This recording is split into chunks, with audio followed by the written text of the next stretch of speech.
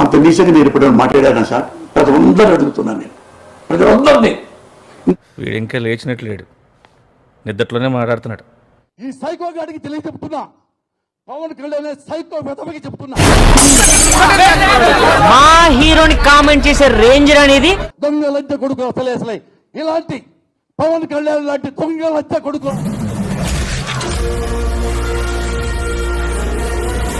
ఆఖరికి నా తల్లిని కూడా బజార్లోకి లాక్కొచ్చి నా తల్లిని కూడా మీరు తిట్టి రే ఉందిరా నీకు తోలెంఎం రాడ్ కాదు రే, 100 mm రాడ్ దింపేస్తాను.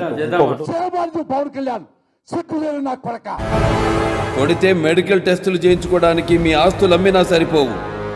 ఓ ఒరే సైకో వెధవా, నీకు ఒక ఆడపిల్ల ఉంది, ఆ పిల్ల పెద్దదవుతుంది, గుర్తు పెట్టుకొని వెనక బతికే ఉంటాను. అంటే ఏం చేస్తావరా?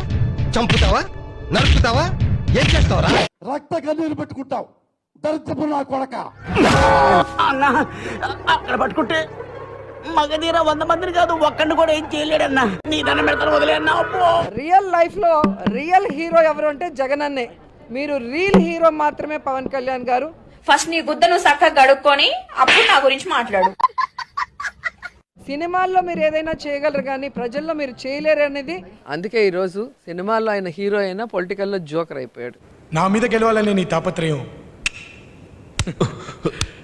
నాకు చాలా బాగా నచ్చిందిరా, కానీ ఓడిపోవడం నాకు అలవాట్లేదు.